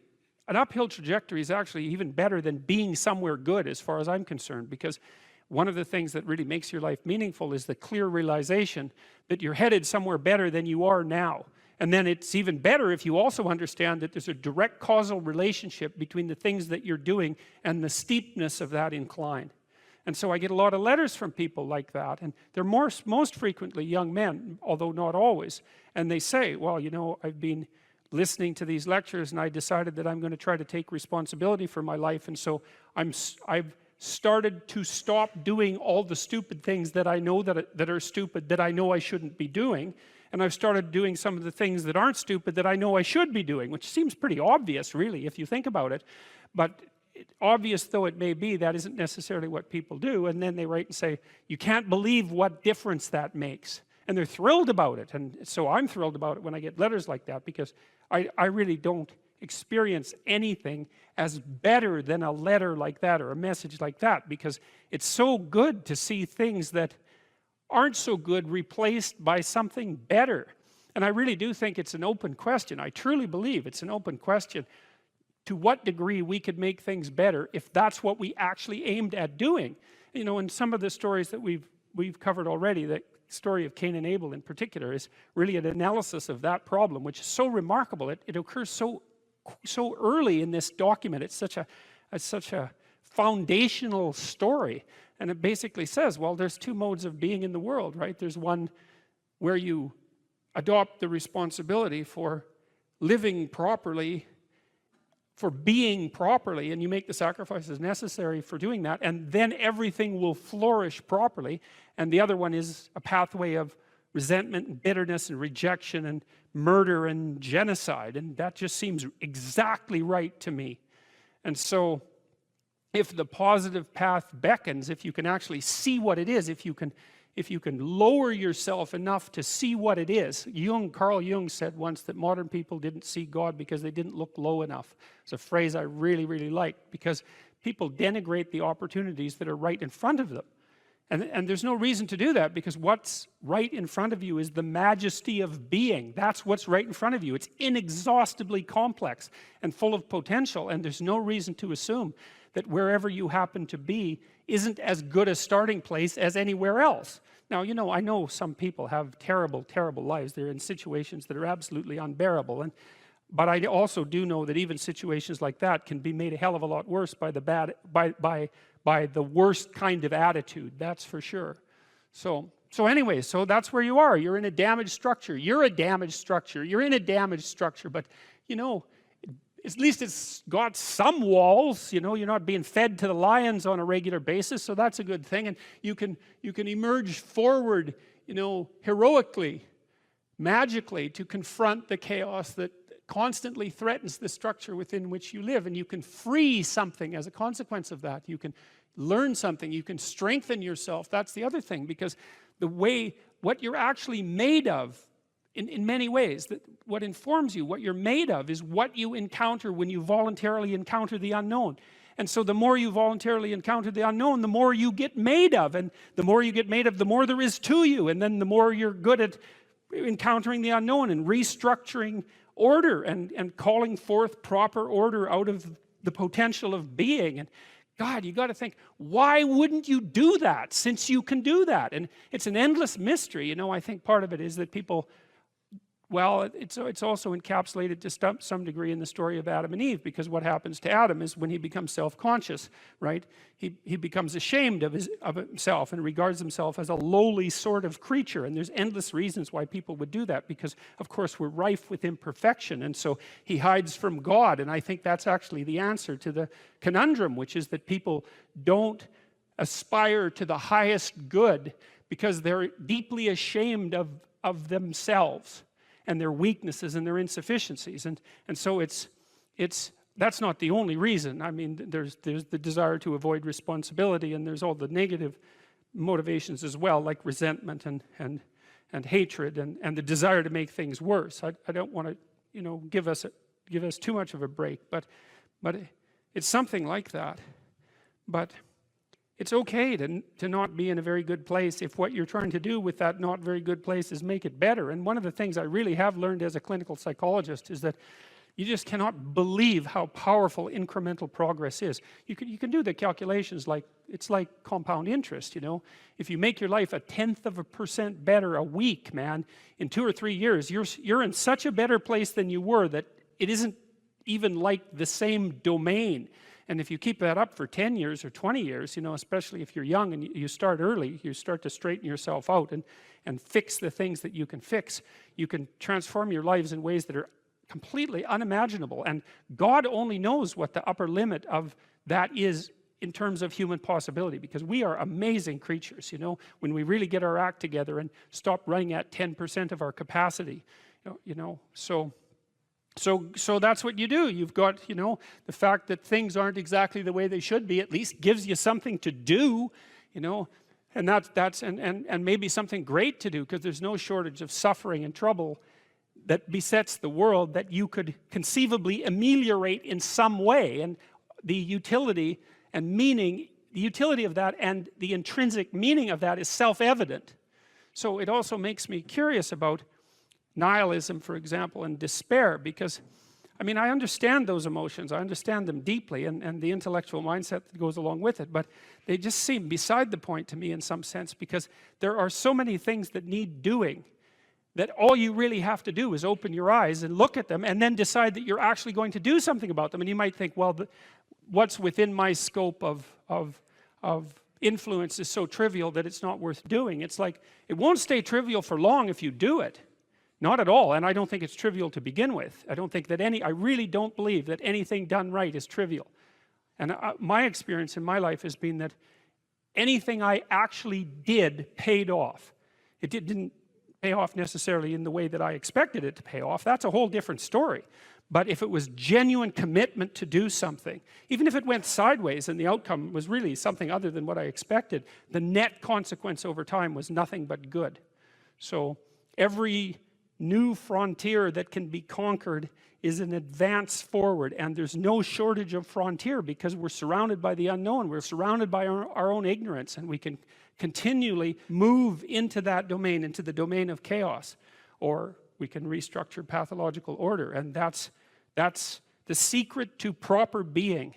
And so then you encounter chaos that way, you know, and then you can regard yourself as the sort of entity that, despite its insufficiency, has the capability to conquer chaos, despite the danger of that. That's the other thing, because the fact that you're fragile is actually a precondition for your heroism, because if you weren't fragile, then there'd be nothing heroic about doing something difficult, right? Because if you couldn't be hurt or damaged or defeated or end up in failure, then where's the moral courage in the endeavor? It has to be that the fragility is built into the courage, and so it's not a reason not to engage in it at all. In fact, quite the contrary. And so, agreeableness is a very difficult personality dimension to understand, I think, partly because it's difficult to dissociate from neuroticism and as well from extroversion. Because agreeable people like you, and so that kind of sounds like extroversion, and disagreeable people sound like they're hard to get along with, and they sort of are, but people who are high in neuroticism are hard to get along with too, and they tend to be volatile and irritable. And so most of the time, if you're engaged in a contentious issue with someone and emotions flare, it usually has more to do with trait neuroticism than with disagreeableness per se. So what I'm going to do is try to describe to you what the agreeable trait is on both of its dimensions, and also to lay out the pros and cons of existence on that normal distribution, trait normal distribution, at more or less every point. Because I think, the way I look at it anyways, is that of all the traits, agreeableness is the one that seems to come with the most marked positive and negative aspects, features, let's say, so we don't confuse it with aspects, the most positive and negative features at each point on the distribution. It's a very complex, seems to be a very, very complex dimension. So I'll read you some of the questions from the Big 5 aspect scale, and that'll give you kind of an initial rule of thumb estimate about whether or not you're agreeable or disagreeable. And so here are some of the questions. Imagine that you're answering these for yourself on a scale from 1 to 5, strongly disagree to strongly agree. So the first question is, am not interested in other people's problems.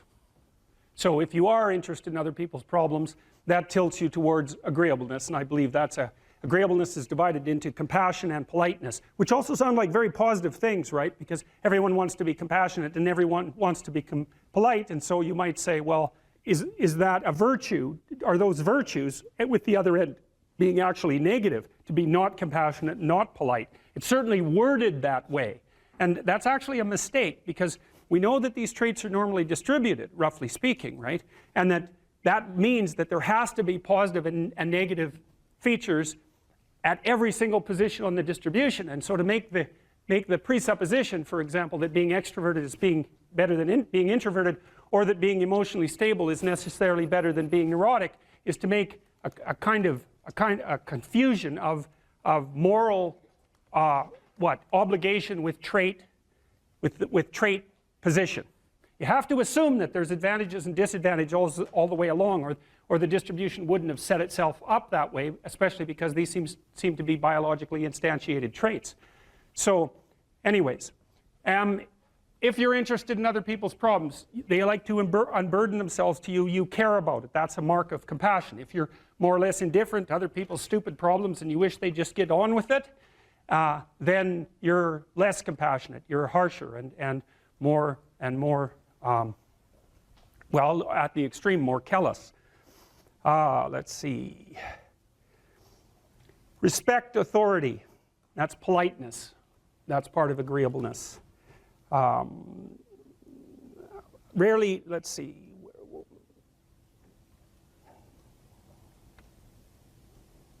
Feel others' emotions. Compassion. Inquire about others' well-being. Compassion.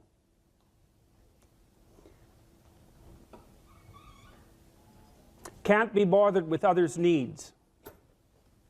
Take advantage of others. That's disagreeable, obviously. Sympathize with others' feelings. Avoid imposing my will on others. Wait for others to lead the way. Okay, I think all of those were associated with trait agreeableness or disagreeableness. So let's think about this for a minute. So I'm going to tell you how I conceptualize agreeableness. The first thing you want to know is that women are more agreeable than men, about half a standard deviation. And that's approximately enough so that if you took a random male and a random female out of the population and you tried to guess who was more agreeable and you guessed the female, you'd be right about 60% of the time. So, but what's interesting about that, and this is something also to keep in mind, is about normal distributions, you know. So imagine you have a normal distribution so that most people are in the middle, and then you have another normal distribution, male and female, and mostly they overlap. But you see out here and out here, they don't overlap at all. And so even though on average men and women aren't that much different in terms of their levels of agreeableness by the group, if you go out and you look at the extremes, they're very different. So all of the most agreeable people are women, and all of the most disagreeable people are men. And the thing is, the extremes are often what matter rather than what's in the middle. And so one of the ways that's reflected in society, by the way, is there's way more men in prison. And the best personality predictor of being imprisoned is to be low in agreeableness. It makes you callous. Now you might think, well, what's the opposite of compassion and politeness? And the answer to that is, I think it's best sort of conceptualized as a trading game. So let's say that we're going to play repeated trading games. And if you're very agreeable, then you're going to bargain harder on my behalf than you're going to bargain on your own behalf. Whereas if you're very disagreeable, you're going to do the reverse. You're going to think, I'm in this trading game for me, and you're going to take care of your own interests. Where an agreeable person is going to say, no, at best this is, at worst this has to be 50-50, but I'd like to help you every way I can. Okay, now so you kind of understand that. Now the advantage to being agreeable then is that you're good in teams and you're very much likely to give other people credit. The downside of being agreeable is that you're not very good at putting forward your own interests. And so one of the things that predicts salary across time, for example, is agreeableness, and it predicts it negatively. And so it's part of the reason why women get paid less than men. And this is something for the women in the class to really listen to. Because how you get paid across time depends on a very large number of things, right? It depends on your skills and your abilities and your position and your social network and all of that. But the other thing it depends on is whether or not you actually go ask for money. Or maybe that you don't even ask. Because actually you don't ask for money. You tell people that you need to be paid more or something they don't like will happen. And I don't mean as a threat. I mean that you have to be willing, when you're negotiating, to have an alternative. You go talk to your boss, who isn't going to give you money, because everyone wants money, right? It's a competitive game. You're going to have to go there and say, look, here's what I do. Here's why it's useful. Here's why you have to give me more money, and this is my opportunities if you don't. And then you're not taking your boss's money anyways, because it's very frequently the case that he's working for a whopping big company. But he needs an excuse to give you money, because everyone's asking for money all the time. And so you have to put your case forward powerfully and disagreeably. Now, you don't want to do it too disagreeably, because then he's going to think that you're a son of a bitch, and maybe he's not going to give you anything, and maybe you'll get fired for being mouthy and all of that. And that certainly happens to people who are too disagreeable. You got to get the balance right. But it's definitely the case. And the other thing that happens to women that's also worth noting, and this is probably because they're higher in negative emotion, is they tend to underestimate their own utility in business settings, right? Because if you're trying to evaluate what you're like, and you're more tilted towards negative emotion, then the things that you do that are wrong are going to stand out more on the foreground than the things that you do that are right. So if you go into a negotiation and you're uncertain already because you have self-doubts, and then you're agreeable in the negotiation, what's going to happen is that you're not going to win as often. And winning in a business setting or in a career development setting means more opportunity for promotion and more revenue generated. Now, the downside of that, of course, is as you climb the business hierarchy is that you also have to take on more responsibility, and that responsibility is sometimes unpleasant as well, especially to people who are agreeable, because you're not necessarily liked if you're in a position of authority, and agreeable people really like to be liked. It's their primary motivator, because they're concerned about the maintenance, I would say, of intimate, positive relationships, and that also makes them conflict avoidant. You know, if you don't know what you should do with your life, you don't know who you should be, sometimes you think about that as what career you should pursue, but here's another way of thinking about it. It's kind of a SEAL's ethos that Congressman Crenshaw detailed out. Here's some things you could be. Those are my words, these are his. You'll be someone who's never late. You will be someone who takes care of his men, gets to know them, and puts their needs before yours. You will be someone who does not quit in the face of adversity. You will be someone who takes charge and leads when no one else will. You will be detail-oriented, which you discuss a lot in later sections of the book, always vigilant, attentive. You will be aggressive in your actions, but never lose your cool. You will have a sense of humor, because sometimes that is all that can get you through the darkest hours. You will work hard and perform, even when no one is watching. You'll be creative and think outside the box, even if it gets you in trouble. You're a rebel, but not a mutineer. You are a jack of all trades and master of none. And then you follow that a little later with this paragraph, these paragraphs. Be aggressive enough to kill the enemy, but immediately calm enough not to scare the little old lady. You'll be that man who's mentally tough enough to operate in horrific chaos, then immediately transition to tranquility, all without mentally breaking. You will effectively transition from hyper-masculine aggressor to gentle caretaker. You'll be both a warrior and a gentleman. The qualities that made SEAL leaders great were rarely physical in nature. They listened. They empowered their team to be successful, carefully entrusting individuals with additional responsibility. It's a real conservative ethos there. They highlighted good performance publicly and criticized bad performance privately.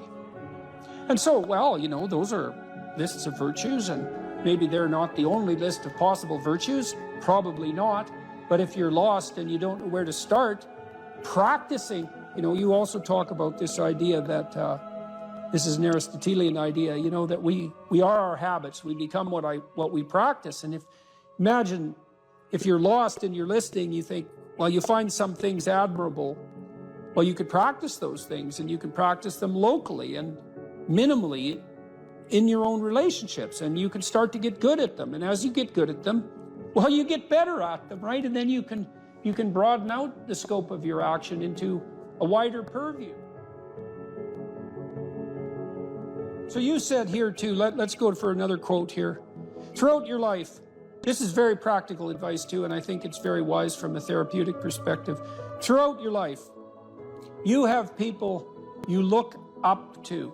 Okay, so let's think about that. You look up. What does that mean? Why up? Well, up is something that beckons from a distance. It's like a light on a hill, and we automatically assume that those who we admire are people we look up to. So that specifies a distance and a direction, and it's uphill. It's up toward a higher vista, let's say. So there are automatically people who elicit that spirit in you. You have noticed the way. Might also imply that there's some sense of struggle required to get to that point, because it's easier to go downhill than it is uphill.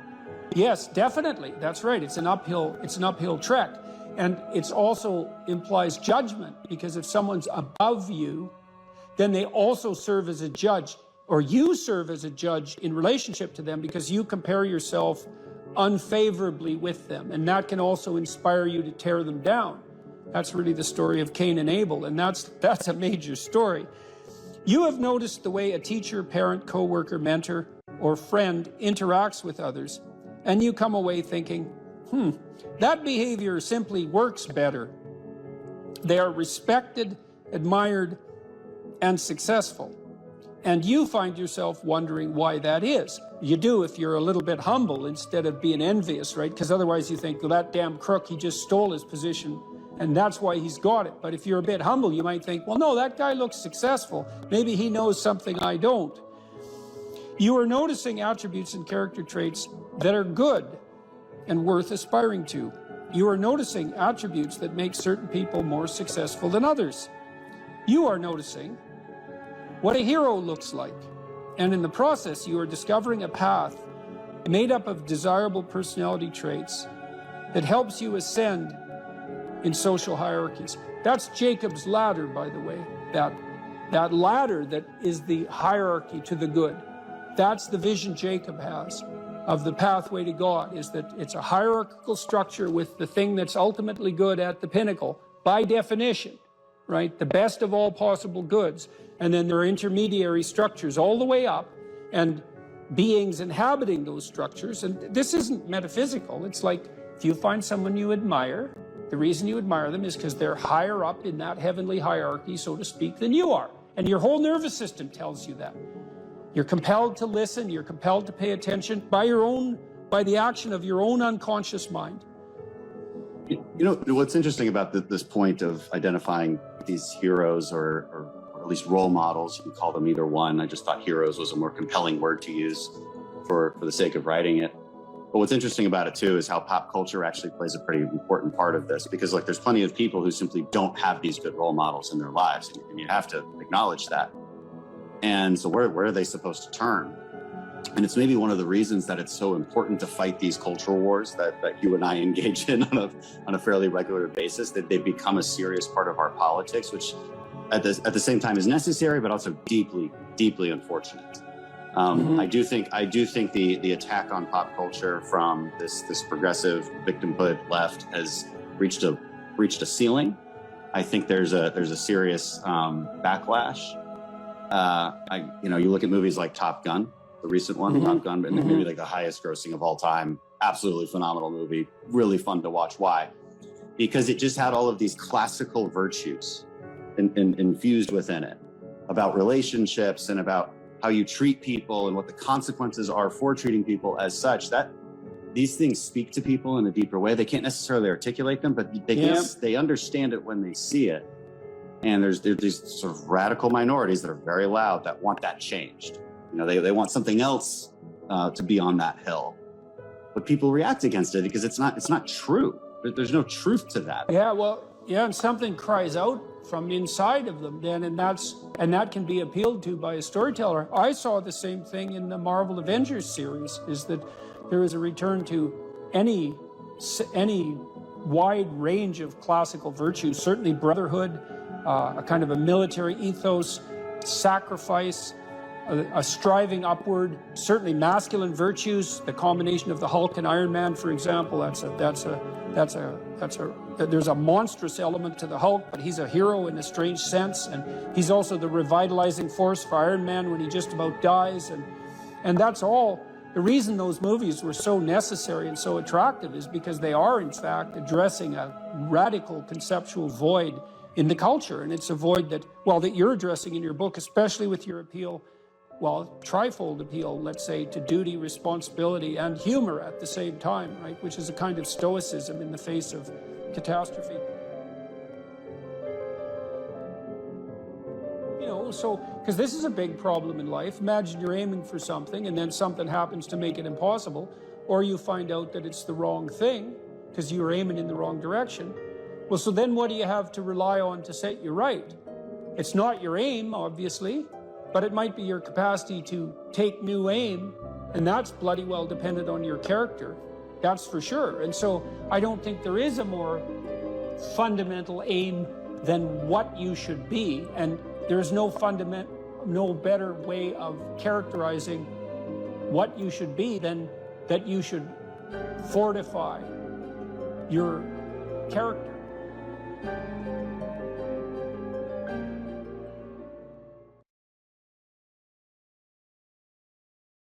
The internal problem is, how do you deal with tragedy and malevolence? And you can say, well, I'm not prepared. It's like, yeah, fair enough. Unsurprising, especially if you were overprotected as a child. It's not a good idea to overprotect your kids because the snakes are going to come into the garden no matter what you do. And so then you, instead of trying to keep the damn snakes away, what you do is you arm your child with something that can help them chop them into pieces and make the world out of them. So that the trick for human thriving in the face of suffering and malevolence is strength, not protection. It's a completely different idea. We also know this clinically. We know, for example, that if you treat people with exposure therapy for agoraphobia, which is, roughly speaking, the fear of chaos, I would say, the fear of everything, you don't make them less afraid. You make them braver. It's not the same thing. Because with an agoraphobic, see, what happens to them is the fall. They never conceptualize death and suffering. They're naive, right? It never enters the theater of their imagination, and it's because they're protected from it. But then something happens. This often happens to women in their 40s because they're the people most likely to develop agoraphobia. Something happens. They've been protected from chaos by authority their entire life. So maybe they had an overprotective father, and then they went to an overprotective boyfriend, and then they went to an overprotective husband. And maybe they were willing to be subjugated to all three of those because of the protection, right? So that's the bargain. They stay weak and dependent, and maybe they have to because that's the only way they can appeal to the person who's hyperprotective. But the price they pay for that is that they're not sufficiently competent. And then something happens in their life, often in their 40s. They develop heart palpitations, maybe as a consequence of menopause. Their heart starts to beat erratically, and they think, oh no, death. It's like, well, who are you going to talk to about that? Right? There's no protection from authority for that. Or maybe their friend gets divorced, or maybe their sister dies, or something like that. It brings up the specter of mortality, and maybe the specter of malevolence and mortality, and it brings it up in a way that authority, recourse to authority, cannot solve.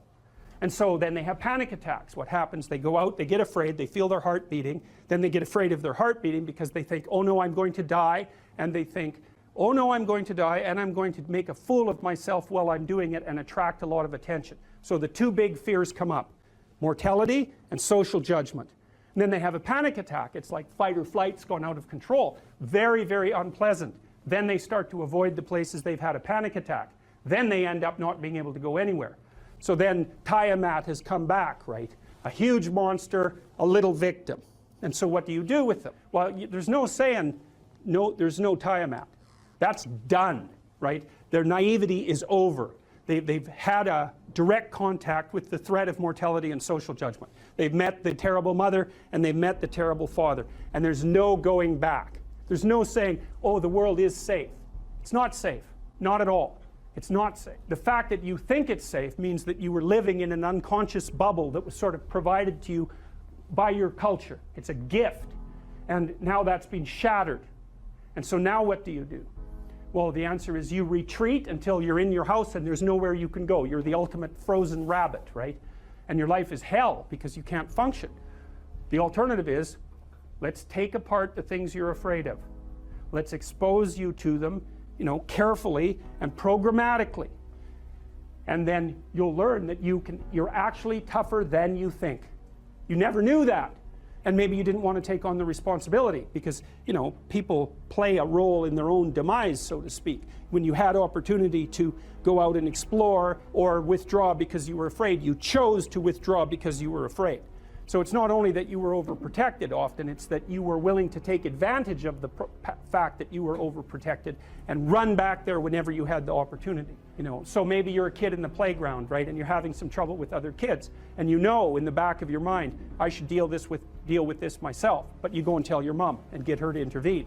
And you know that that's not right. You know that you're breaking the social contract, but it's easier, and so that's what you do. You run off to an authority figure and hide behind the Great Father, roughly speaking. Well, the problem with that is you don't learn how to do it yourself.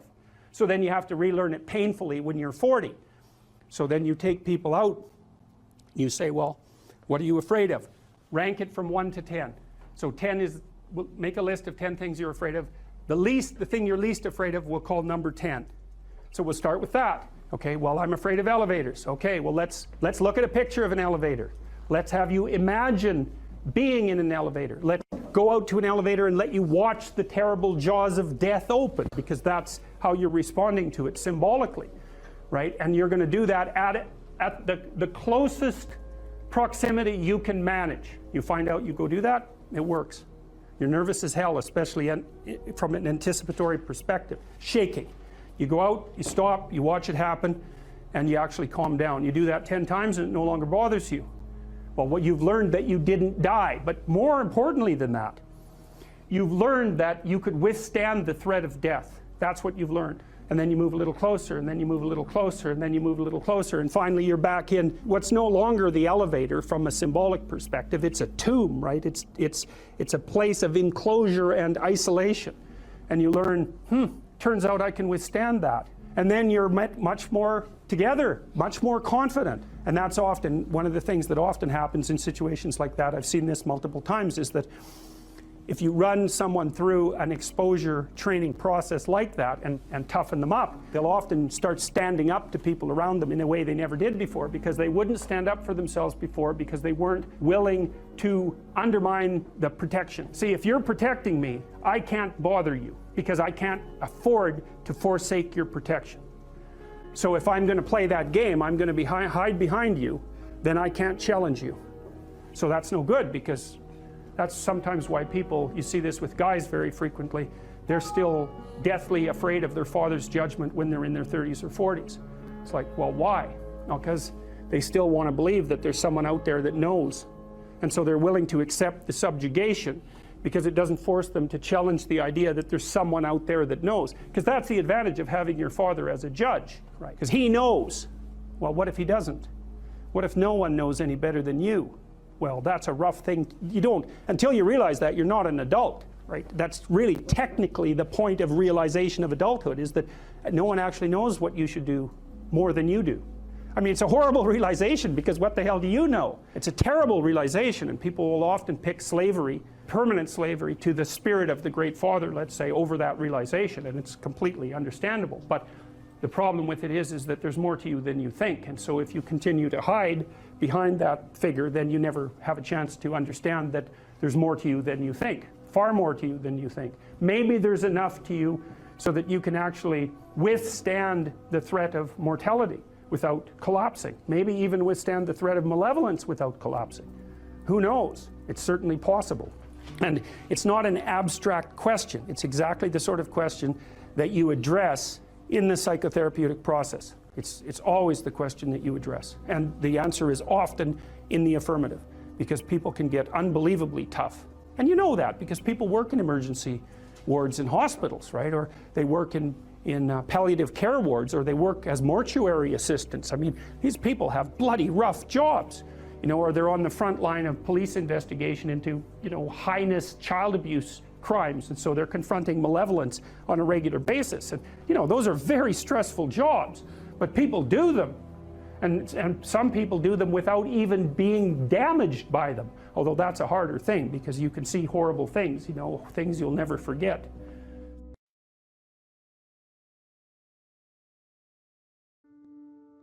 If you work 13% longer hours, you make 40% more money. It's non-linear. So you think, why is that? Well, imagine you had 10 employees. and one of them works an extra 10%. It's not much. Well, how often is that person going to be promoted, assuming you have a clue as a boss? It's like you're going to look at the 10 people and you're going to think, oh, that guy's always here like 45 minutes early. It's like, why don't we give him the promotion? Obviously, right? So these small edges that you can manage like that, work an extra 10% or extra 13%, have non-proportional payoffs. That's part of the Pareto distribution. So get your sleep cycle organized so you get up in the morning. Learn how to do it. No excuses. I'm too tired in the morning. I don't like mornings. Who cares? That's not relevant. It's like discipline yourself so you can manage it. Schedule your meals, because that's a good disciplinary routine. And then learn to use a calendar, like Google Calendar. Most of you, many of you out there, do not use a calendar. Okay, a calendar is not a prison, and it's not a tyrant. Not if you use it properly. A calendar keeps anxiety at bay.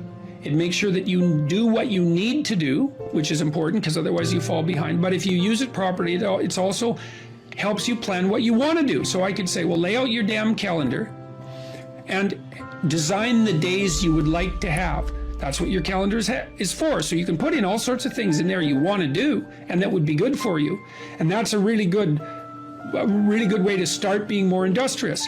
Make a plan. You need a plan for 3 years. You need a plan for the next year. You need a plan for the next 6 months. You need a plan for the next 3 months. You need a plan for the week. You need a plan for the day. You need a plan for the hour. All of that.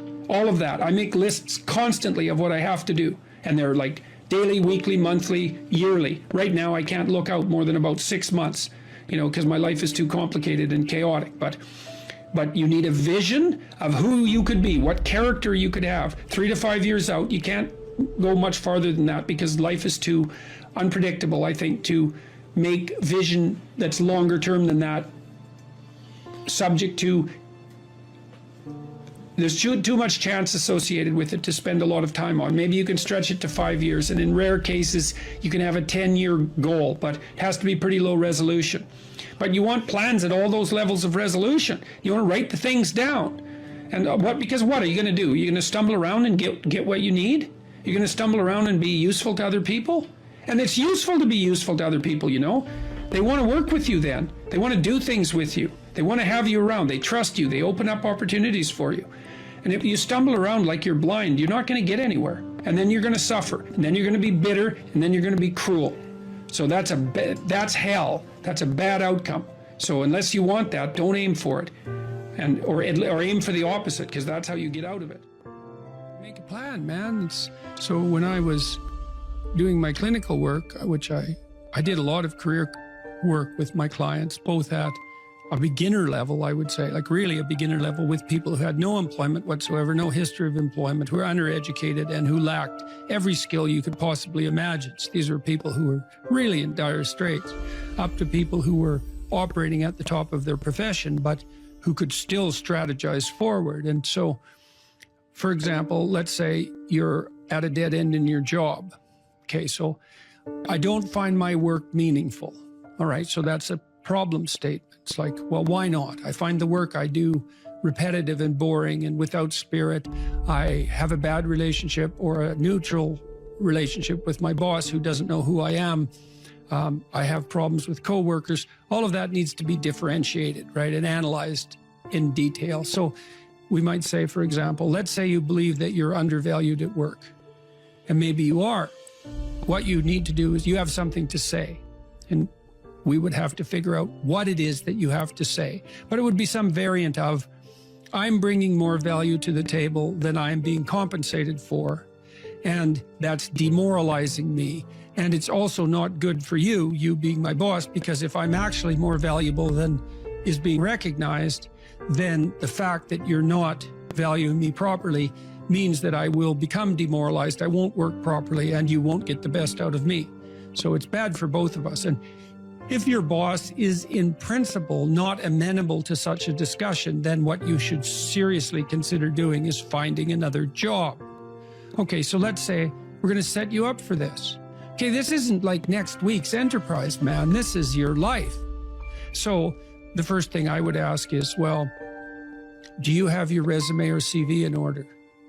Well, I haven't typed it up for 3 years. Well, what do you think about bringing it up? Well, I'm pretty nervous about that because there's some holes in it and, you know, I didn't do so well in college and I'm kind of embarrassed about my resume. It's like, okay, bring it in. Let's go through it. Let's at least update it. Let's look where the holes are. Let's look at where the inadequacies are as far as you're concerned, right? This isn't my judgment, it's your judgment.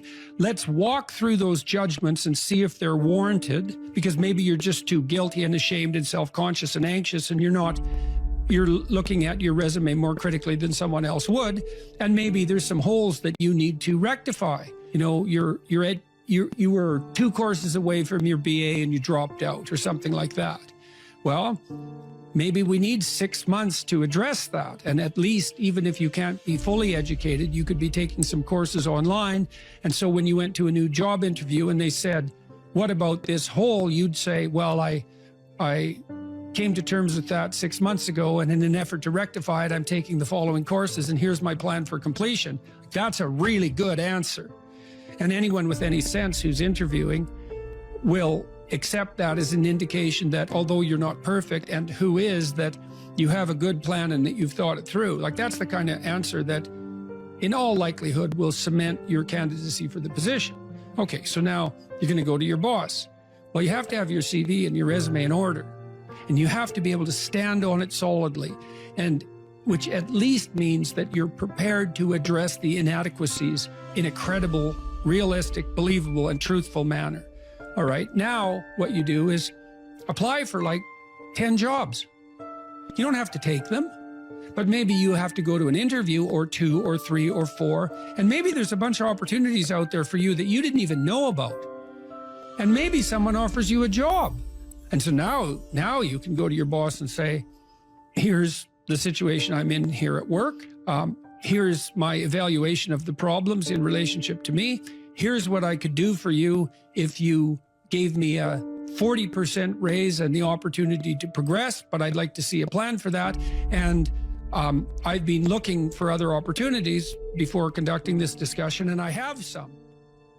If your boss treats you with contempt at that point and doesn't listen, then perhaps he or she is a little more narcissistic than might be optimal, and it's time to find a new job. But this isn't something you do trivially. And so when you're doubtful, say you're trapped, you ask yourself, well, why am I trapped? And that's a hard question, right? Because some of it's your own inadequacy, a lot of it. And all of the part of it that you can deal with is your own inadequacy. So even if it's unfair, you know, even if you're hemmed in for any number of reasons, inappropriate, like ethnically predicated oppression, let's say, or maybe you're in a workplace that really is sexist in some fundamental sense. Well, that's not good. It's not just, it's not fair, it's not meritorious, all of those things. And maybe you shouldn't be there. But what you can do to begin with is every bloody thing you possibly can do to put yourself in the most virtuous and powerful negotiating position possible. And you have to think like a snake in some sense. To do that, you got to get the details right. You have to be prepared to bite, and you have to have your eyes on the prize, so to speak. This idea in Jungian psychology called the circumambulation. And Jung had this idea that you had a potential future self, which would be in potential everything that you could be, and that it manifests itself moment to moment in your present life by making you interested in things. And the things that you're interested in are the things that would guide you along the path that would lead you to maximal development. Now, it sounds like a metaphysical idea or a mystical idea even, but it's not. It's not. It's a really profoundly biological idea. The idea is something like, well, you're set up so that you're automatically interested in those things that would fully expand you as a well-adapted creature. Well, like, there's nothing radical about that idea. What else could possibly be the case? Unless there's something fundamentally flawed about you, that is what the situation would be. It's kind of interesting to think about how that would be manifest moment to moment, but the idea is something like, well, your interest is captured by those things that lead you down the path of development. Well, that better be the case. Okay, so that's fine.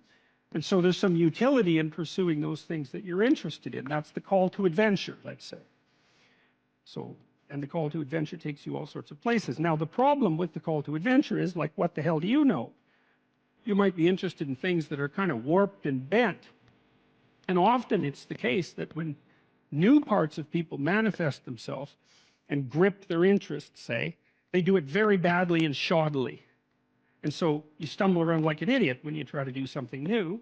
That's why the fool is the precursor to the savior from the symbolic perspectives, because you have to be a fool before you can be a master. And if you're not willing to be a fool, then you can't be a master. So you're gonna, it's an error-ridden process. And that's also laid out in the Old Testament stories, because the first thing that happens to all these patriarchal figures when God kicks them out of their father's house when they're like 84 is that they run into all sorts of trouble, and some of it's social and some of it's natural and some of it's a consequence of their own moral inadequacy.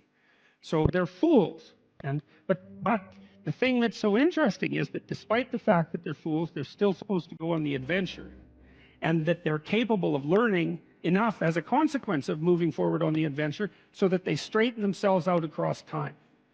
And so it's something like this. So this circumambulation that Jung talked about was this continual, we'll return to this continual circling in some sense of who you could be. You might notice, for example, that there are themes in your life. You know, when you go back across your experiences, you see you kind of have your typical experience that sort of repeats itself.